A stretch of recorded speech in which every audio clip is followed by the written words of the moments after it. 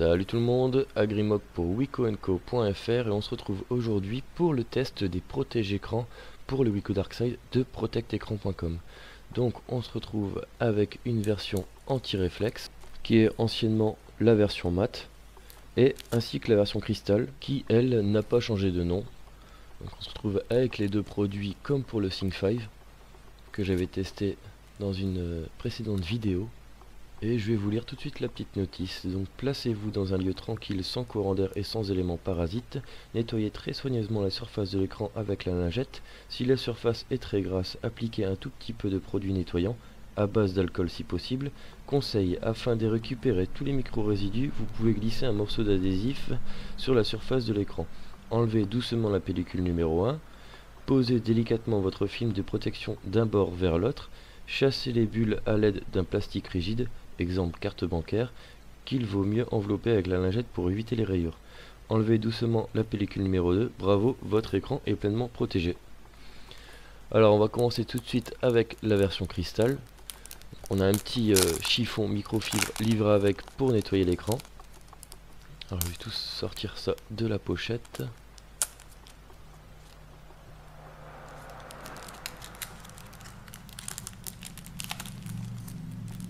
Voilà, et je vais commencer par nettoyer correctement l'écran, histoire de ne plus avoir de poussière. Bon, je rappelle que cette procédure est assez difficile à faire en filmant, mais si vous le faites chez vous tranquillement dans un endroit où il n'y a pas trop de poussière, vous devriez réussir du premier coup sans problème. Alors, je vais enlever l'étiquette numéro 1 en premier. Voilà, donc que sur le haut de la protection, et je vais essayer de placer directement le haut-parleur ainsi que les différents capteurs et la caméra frontale sur les petits trous placés sur la coque. Je suis pas très bien, je vais essayer de me remettre correctement. Voilà, ça a l'air pas mal, et maintenant je vais dérouler. Voilà, tout simplement, en espérant qu'il n'y ait aucune poussière qui s'est faufilée dessous. Alors avant de retirer la pellicule numéro 2, je vais prendre une petite carte de fidélité dont je vais envelopper le petit chiffon microfibre et on va essayer d'enlever tous les petites bulles qu'il y a sur l'écran, donc en les chassant à l'extérieur de celui-ci, donc en faisant un mouvement de marouflage. Je vais essayer de le mettre sur la tranche de la carte, ça ira peut-être mieux. Et comme l'écran est assez grand, ça risque d'être assez long puisqu'il y a pas mal de bulles. Donc je pense que je vais accélérer la vidéo pendant cette partie-là, sinon ça va être ennuyant pour vous. Et on se retrouve tout de suite.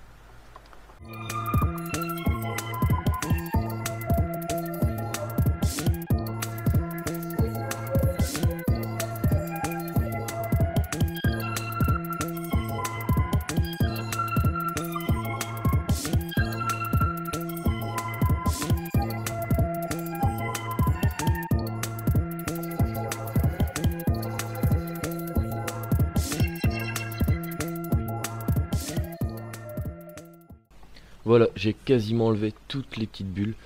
La pose est quasi parfaite. Il reste juste une petite poussière que je n'arrive pas à extraire.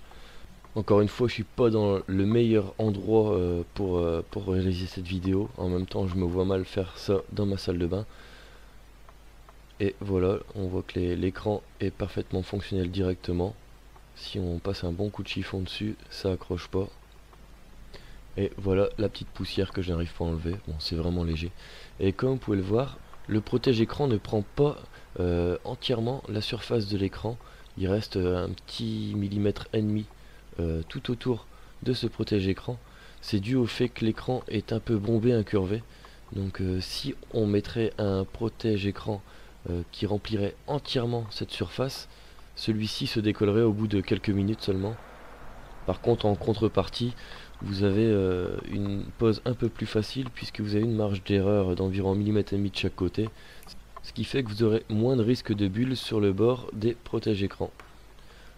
Je vais enlever celui-ci tout de suite et on va tester tout de suite la version anti-réflexe, donc la version mat finalement. Alors le temps que je la trouve, voilà. Alors c'est exactement la même notice que pour la version cristal, donc je ne vais pas prendre la peine de la relire. À l'intérieur on retrouve encore une fois un petit chiffon.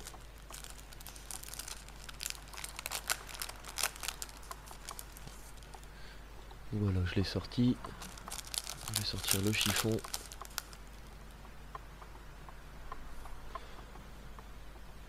Alors on va de nouveau bien nettoyer l'écran.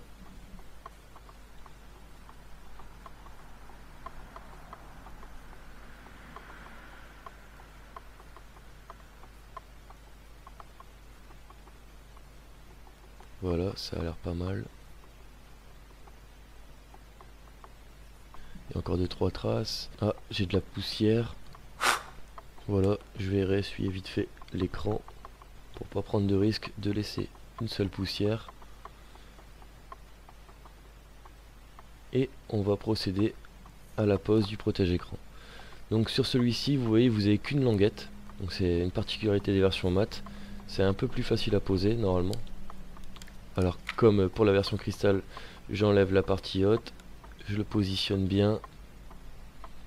Et une fois que je suis bien dans l'alignement, c'est pas terrible, je vais recoller. C'est un peu compliqué en filmant en même temps, je vous l'avoue. Voilà, ça a l'air pas mal.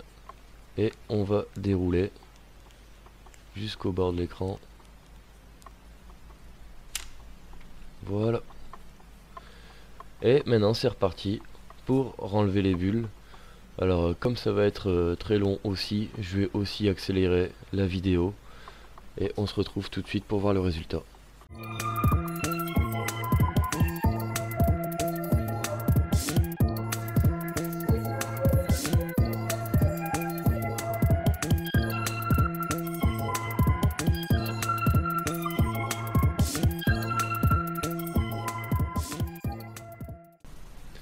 Voilà, j'ai quasiment terminé. Ça a l'air pas mal du tout. J'ai plus aucune bulle dessus. Par contre, il est pas parfaitement droit, mais l'écran est couvert intégralement, ce qui est le principal. Alors pareil, on a un petit rebord d'1,5 mm tout autour, pour la même raison que la version cristal. Je vais allumer tout de suite l'écran pour se rendre compte des couleurs qu'affiche celui-ci avec le protège-écran. C'est pas mal du tout. A savoir qu'avec un protège-écran en version mat, vous avez une transparence à 91%, donc il y a un léger effet flouté sur l'écran. Par contre, c'est anti-rayure et anti-reflet pour le coup, et anti-trace aussi. Vous n'aurez pas de traces de doigts sur ce type de protège-écran, contrairement à la version cristal, vous en aurez quelques-unes. Donc c'est à vous de choisir, soit la version mat, donc à 91% de transparence avec un léger effet flouté, sans trace de doigts ni reflet dans l'écran, soit la version cristal qui elle permet d'avoir un affichage à 97% de transparence, donc vous avez quasiment la même image que si vous n'aviez pas de protège-écran, ce qui est un confort pour tous les utilisateurs qui aiment avoir une image irréprochable.